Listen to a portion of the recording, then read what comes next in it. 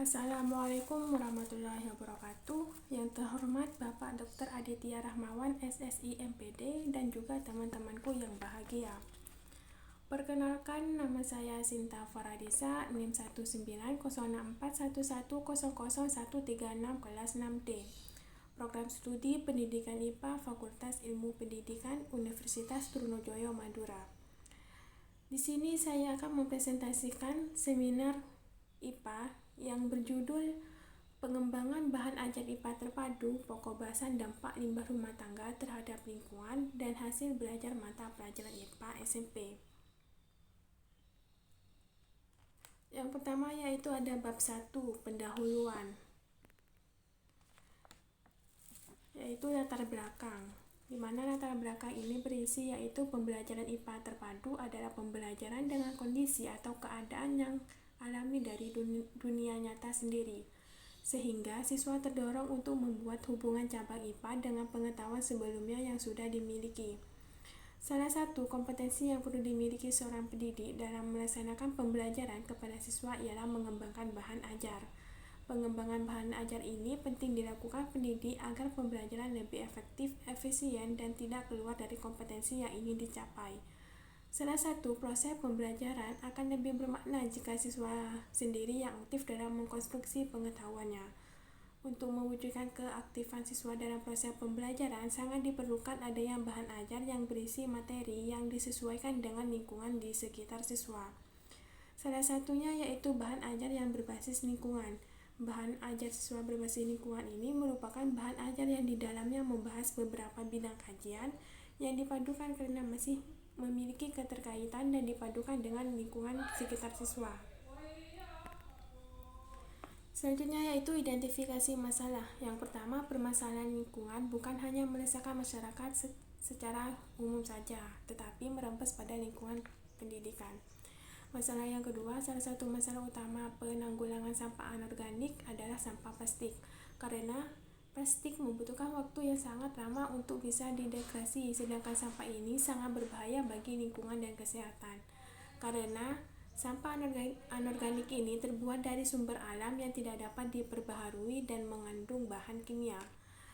Masalah yang ketiga yaitu masih kurangnya media pembelajaran yang menggunakan limbah anorganik pada mata pelajaran IPA bagi peserta didik. Selanjutnya yaitu rumusan masalah. Yang pertama, bagaimana mengembangkan bahan ajar IPA terhadap lingkungan. Yang kedua, apakah ada pengaruh bahan ajar IPA terhadap hasil belajar siswa. Selanjutnya yaitu tujuan. Tujuannya yaitu untuk mengembangkan bahan ajar IPA yang dapat meningkatkan kemampuan berpikir kritis siswa. Selanjutnya yaitu manfaat. Sumber belajar membuat peserta didik tertarik mempelajari materi karena peserta didik dapat melihat dan mengalami secara langsung fenomena sains yang sedang mereka pelajari. Selanjutnya yaitu bab 2, kajian pustaka, yaitu kajian teori. Secara bahasa terpadu berarti sudah dipadu, disatukan, dilebur menjadi satu, dan sebagainya. IPA berdasarkan objek kajian ilmunya terdiri atas biologi, fisika, dan kimia. Dengan demikian, IPA terpadu berarti memadukan atau melebur kajian-kajian biologi, fisika, dan kimia dalam kegiatan pembelajaran IPA dengan mengacu pada kurikulum yang berlaku serta tidak menutup kemungkinan untuk memadukan pembelajaran IPA dengan bidang ilmu lainnya seperti ekonomi, geografi, dan lainnya. Pembelajaran IPA terpadu merupakan pembelajaran yang erat dengan pengalaman sesungguhnya. Pembelajaran IPA mempelajari konsep-konsep yang berhubungan dengan kehidupan sehari-hari peserta didik.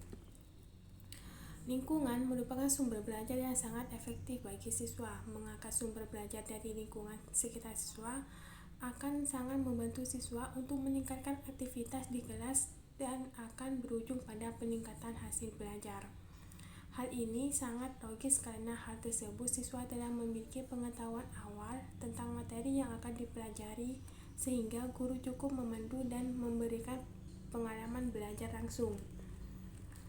Namun, untuk mencapai kondisi tersebut diperlukan sebuah perencanaan yang matang. Hal ini erat kaitannya dengan bahan ajar yang digunakan di kelas, sehingga aktivitas siswa di kelas betul-betul terarah. Pengembangan bahan ajar terhadap lingkungan merupakan salah satu upaya untuk mengarahkan proses belajar mengajar di kelas. Selanjutnya itu penelitian relevan. Penelitian relevan ini menggunakan penelitian pengembangan yang bertujuan untuk mengembangkan bahan ajar IPA yang dapat meningkatkan kemampuan berpikir kritis siswa. Selanjutnya yaitu kerangka berpikir.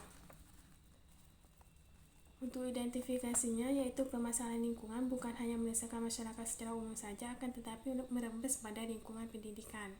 Yang kedua, salah satu masalah utama menanggulangan sampah anorganik adalah sampah plastik, karena plastik membutuhkan waktu yang sangat lama untuk bisa didegradasi, sedangkan sampah ini sangat berbahaya bagi lingkungan dan kesehatan, karena sampah anorganik ini terbuat dari sumber alam yang tidak dapat diperbaharui dan mengandung bahan kimia. Yang ketiga, masih kurangnya media pembelajaran yang menggunakan limbah anorganik pada mata pelajaran.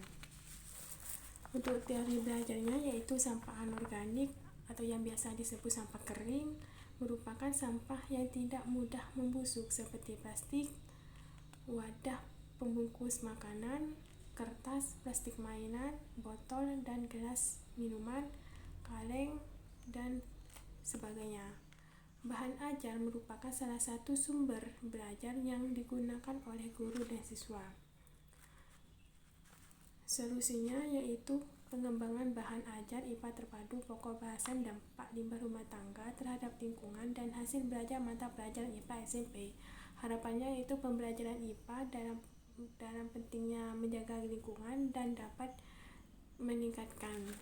Untuk penelitian relevannya saya menggunakan jurnal, yaitu jurnal tentang Mutia yang berjudul yaitu menambahkan bahwa media belajar pada materi pencemaran dan kerusakan lingkungan yang dikembangkan menunjukkan bahwa video pembelajaran IPA materi pencemaran dan kerusakan lingkungan layak digunakan sebagai bahan ajar peserta didik dalam kegiatan belajar mengajar. Yang kedua yaitu jurnal dari Amirin dan Irawan tahun 2000 yang berjudul mengatakan hasil belajar adalah kemajuan yang diperoleh seseorang dalam segala hal akibat dan belajar. Yang terakhir yaitu menggunakan judul tentang jurnal tentang Dimianti dan Mudi Diono. Yang ketiga yaitu bab 3, kerangka berpikir. Yang pertama yaitu jenis pengembangan. Bahan